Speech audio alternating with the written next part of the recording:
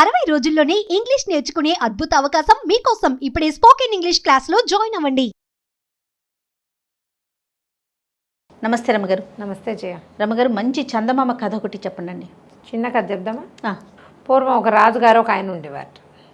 ఆయన కూడా ఎప్పుడు దిగులుగా ఉండేవాడు, చాలా దీనంగా మొహం పెట్టుకునేవాడు.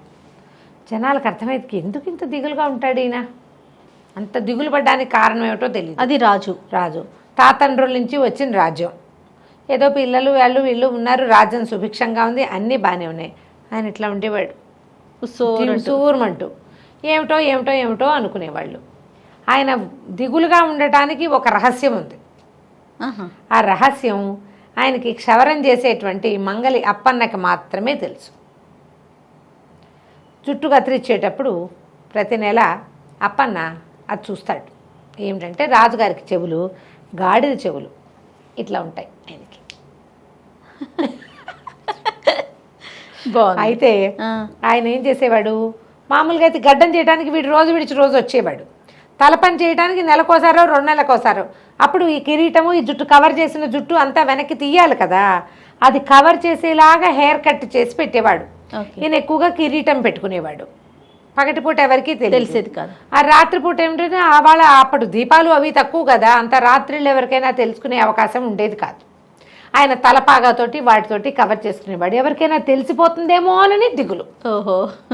అయితే ఇలా కొద్ది రోజులు చాలా కాలం గడిచాక ఆయనకి ఏమనిపించిందంటే, ఎవరికి తెలుస్తుంది, ఊరికే నేను ఎందుకు దిగులు పడుతున్నాను, అక్కడి నుంచి వీళ్ళు ఈ పురోహితులు తర్వాత మంత్రులు, మీ దిగులుకి కారణం ఏమిటి, మీరు ఇలా మనసు బయట ఇదవటానికి ఏమిటి, ఎప్పుడు దిగులుగా ఎందుకుంటారు, మీ దిగులు ఏదో మాకు చెప్పండి అని అడుగుతూ ఉంటే, చెప్పండి చెప్పండి అంటే వీడెవరికైనా చెప్తాడేమో అని ఒకరోజు ఏం చేశారు, వాడు జుట్టు కత్తిరించడానికి వచ్చినప్పుడు, అరే మా అప్పన్న, నా చెవులు గాడి చెవులు అని ఎవరికీ తెలీదు, ఎవరికైనా తెలిసింది ఏంటి అది నీకు, నువ్వు నీ వల్ల నీకే తెలుసు, నువ్వు నీ వల్లే బయటికి తెలియాలి, కాబట్టి ఎవరికైనా చెప్పేవో జాగ్రత్త, చంపేస్తాను అన్నాడు. అప్పటిదాకా అప్పన్న క్యాజువల్గా తీసుకున్నాడు, వాడికి తెలుసు చిన్నప్పటి నుంచి రాజుగారికి కాడు చెప్పద్దు అనగానే కడుపులో ఉబ్బరం వచ్చేస్తుంది, ఎవరికైనా అంతే. అవునది ఎవరికి చెప్పకూడదంటే, ఎవరికి తెలియని ఒక రహస్యం నాకు తెలిసి అనిపిస్తుంది, పిల్లలకు కూడా ఇప్పుడు చెప్పేద్దామా అని ఉంటుంది. అక్కడి నుంచి అన్నం వరటం మానేసింది వీడికి, కడుపు ఉబ్బరం. అక్కడి నుంచి వాళ్ళ ఆవిడే రోజు తినేదే తిన్నావు, ఎందుకు ఏమిటి నువ్వు ఎందుకున్నావు ఇట్లా, ఆ మొహం అట్లా పెట్టుకుంటావేమిటి ఆవదాగినట్టు, ఎందుకు అట్లా ఉన్నావు ఎందుకు అట్లా ఉన్నావని ఓహో నిలదీసింది అడిగింది. అసలు ఏమైనా ఉందా విషయం, ఏదైనా దాస్తున్నావా మనసులో పెట్టుకుని, నాకు చెప్పు, నేను ఎవరికి చెప్పను. సరే ఇక అన్నం అరగటల్లా వీడు రాజుగారు బాగానే ఉన్నారు ధైర్యంగా, ఎందుకంటే అప్పిగాడిని బెదిరించా, వాడు ఎవరికి చెప్పడు అని ఈయన కొంచెం యాక్టివ్గా కనపడటం మొదలెట్టాడు. జనమంతా అబ్బా పర్వాలే రాజుగారు బాగున్నారు అనుకున్నారు. రాజుగారి నీరసం అంతా అప్పిగాడికి వచ్చింది. వీడేం చేశాడు, ఒక వారం చూశాక డాక్టర్ దగ్గరికి పోయారు. పోయేసరికల్లా డాక్టర్ అన్నాడు, ఏమిటి నాడైతే బాగానే ఉంది, నువ్వు తింటున్నవేవో మీ ఆవిడ లిస్టు చెప్తోంది, అవి అరక్కపోవటం అంటూ లేదు, నువ్వు తినే తిండి ఎంత, నువ్వు చేసే పని ఏమిటి, ఏదైనా రహస్యాన్ని తెలుసుకున్నావా, దాన్ని దాచిపెట్టావా, గుర్తించాడు అని అడిగాడు డాక్టర్. నీ మనసులో ఉంది, నీ సమస్య పొట్టలో లేదు, మనసులో ఉంది, రహస్యం అంటూ ఉంటే ఓ పని చెయ్యి, ఎవరో ఒకళ్ళకి చెప్పేసి ఈ బాధ తీరిపోతుంది. అంటే ఎవరికి చెప్తానండి, ఎవరికైనా చెప్తే తలకాయ పోతుందండి అన్నాడు. నాకు చెప్పంటల్లా డాక్టర్, ఈ తలకాయ నొప్పి నాకెందుకని, మీ ఆవిడకి చెప్పబోయానండి. అయ్యో మా ఆవిడ సంగతి మీకేం చెప్పాలండి, టముకేసినట్టేనండి, దానికి చెప్పామంటే సాయంత్రానికల్లా నా పేక ఉత్తరించేస్తారు, నాతో పాటు దానికి కూడా పోతుంది, అది అసలు చెప్పకుండా ఉండటం అనేది దాని జీవిత చరిత్రలో లేదు. మా ఆయనకి కడుపుబ్బరమని ఇప్పుడు 1,00,000 మందికి చెప్పింది, కుదరదండి అన్నాడు. ఎవరో ఒకళ్ళకి చెప్పాలిరా నాయన, నీ జబ్బు ఇంకోలా తగ్గదు, చెప్పి తీరాల్సిందే, అంతే నీ సంగతి.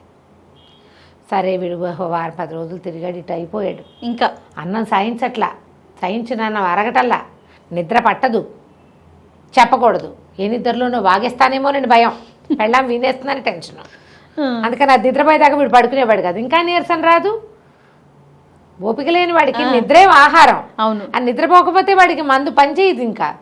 సరే ఏం చేశాడు, రాజుగారికి పనిచేసి తిరిగి వస్తుంటే కొంచెం ఈ చల్లగాలి పోసుకుందామని వచ్చే దారిని కాకుండా అడవి దారి వైపుకి వెళ్ళాడు.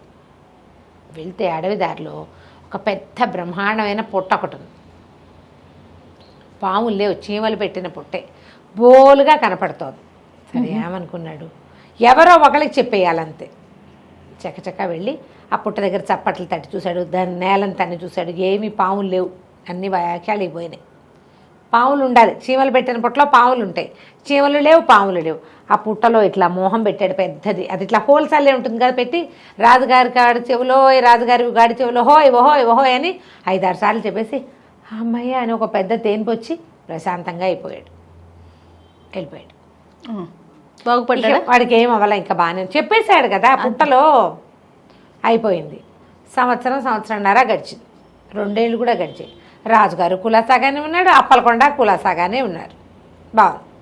అయితే ఏమైంది, తర్వాత సంవత్సరం మరుసటి సంవత్సరం బ్రహ్మాండమైన వానపడి, బాగా వానలు విపరీతంగా పడి ఈ మహావాల్మీకంలాగా ఉండే పుట్ట సాగపడికి పైగా కరిగిపోయి, ఆ పుట్టలోంచి దాని లోపల అడుగున ఎక్కడో ఉన్న వెదురు మొలక మొలిచి పెద్ద వెదురు చెట్టు అయింది. అది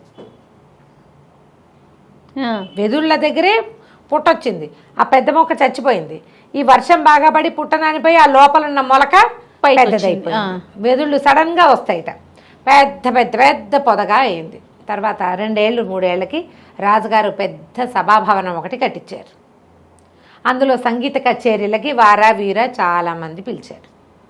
పై ఊళ్ళ నుంచి కూడా ఎంతమందో వచ్చారు వాద్య కచేరీలకి. అక్కడలో ఒక సంగీత విద్వాంసుడు ఒక మంచి వేణునాదం వచ్చు ఆయనకి. ఆ వేణువు కోసం వెతుక్కుంటూ కొత్త వెదురు కావాలని అడవిలోకి వెళ్ళి ఈ పుట్ట మీద ఉన్నటువంటి వెదురులోంచి 2 మంచి సలీసుగా ఉన్నటువంటి సన్నటివి బాగున్నవి తెచ్చుకున్నాడు. కాకపోతే తొలిగా రాజుగారి దగ్గరే వాయించాలనుకున్నాడు. ఆ వెదురు ఇంత పొడుగు వస్తుందా, దానికి హోల్స్ కొట్టాడు. మూసి చూస్తే గాలి ఇటు నుంచి అటు వెళ్తోంది, బాగుంది. అదే కదా మనకు కావాలి. సరే వెళ్ళాడు. వెళ్ళిన తర్వాత అందరూ తలా ఒక కచేరీ చేశారు. ఈయన కూడా మృదంగ విద్వాంని, వైలిన్ విద్వాంసుడిని, వెనకాల తంబురా వాళ్ళని, టింగ్ టింగ్ అని తాళం కొట్టే వాళ్ళందరినీ కూర్చోబెట్టుకుని పువ్వు అని ఊద్దాం అనుకున్నాడు. ఊదేసరికి రాజుగారి చెవులు గాడి చెవులు అని వచ్చింది అందులో నుంచి.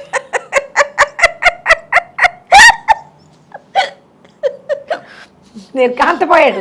నేను ఒకటి పోతుంటే కళ్యాణ్ రాగాని బదులు గాడి చెవులు వస్తాయి ఏమిటో తెలియలే ఆయనకి. మళ్ళీ ఉఫు ఉఫు ఉఫు అని ఊదాడు. ఊదినప్పుడల్లా రాజుగారి చెవులు గాడి చెవులు, రాజుగారి చెవులు గాడి చెవులు. ఈయన ఏ రాగంలో ఊద్దామనుకున్నాడో ఆయా రాగాల్లో, కళ్యాణి, మోహన, కరహరప్రియ అన్ని రాగాల్లోనే రాజుగారి చెవులు గాడి చెవులని పాడుతుంది. అది ఈయన పాడే స్వరం ఏం రావటల్లా, సౌండ్ మాటే వస్తుంది. రాజుగారి చెవులు గాడి చెవులు. రాజుగారే ఎవడరా వాడు నరిచి కేకలు పెట్టాడు. వీటిని నిర్కాంత పెట్టాడు. ప్రభు నాకు అందరూ వినేశారు సభాభవనంలో. నాకేం తెలియదండి, నేను ఈ ఫ్లూట్లో ఉంది, ఇది ఊతుండే, ఏది ఇటు అని ఆయన లాక్కున్నాడు. నేను ఊతాను, నువ్వు దుర్మార్గుడు అని పూ అని ఆయన ఊతాడు. ఆయన ఏయ్ రాజుగారి చెవులు గాడి చెవులు అని వచ్చింది. ఆయన కోపంతో అందులో వినపడుతుంది అన్నమాట. అక్కడి నుంచి మంత్రి గారు ఆశ్చర్యపోయింది. నిజమా? అదేంటండి, వీడే ఏదో వేషం వేస్తున్నాడు అనుకున్నాను. ఆయన ఊదాడు, సైన్యాధ్యక్షుడు ఊదాడు, పురోహితుడు ఊదాడు, రాణిగారు కూడా ఊదింది. ఎవరు ఊదితే వాళ్ళ గొంతుతో, వాళ్ళ ఎక్స్ప్రెషన్తో రాజుగారి చెవులు గాడి చెవులు. బాగుంది. మూలగా నుంచి అప్పికొండ నిర్ఘాంతపోయాడు. అప్పుడు మరి ఏం చేస్తాడు అప్పలకొండ? నోరు మూసుకొని నుంచున్నాడు. ఏం చేయాలో తెలియలే. రాజుగారికి ఏమంటే అందరికీ తెలిసిపోయాక ఇంకెందుకు, ఆయన కిరీటం తీసి పక్కన పెట్టాడు. చాన్నాళ్ళుగా వీటిని కవర్ చేయలేక చచ్చిపోతున్నాను. అప్పటికి 100 సార్లు రాజుగారి చెవులు గాడి చెవులు అని విన్నాక నిజంగా గాడి చెవులు చూస్తే ఓ గాడి చెవులా అంటారు. గాడి చెవులు అని ఆశ్చర్యపోరు కదా.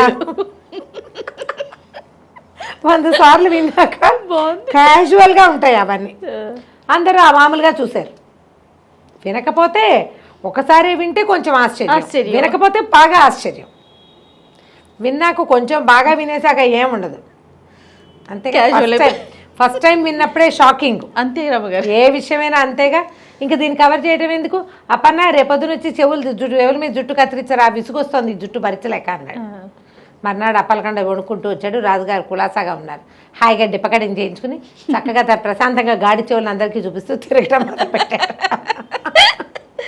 అసలు అప్పన్న తడకపోతే ఇష్యూడే లేదు. భయపెట్టకపోతే వాడు ఊరుకునేవాడు. అతను క్యాజువల్ గా తీసుకుంటాడు. రాజుగారు అందరి చెవులు ఇలాగే ఉంటాయి. రాజుగారు అంటే ఆ మాత్రం చెవులు ఉండాలనుకునేవాడు పాపం. బెదిరిచ్చేసరికి వచ్చిందనమాట కథ కంచికే మనం ఇంటికి. చాలా బాగుంది రామగారు. నమస్తే.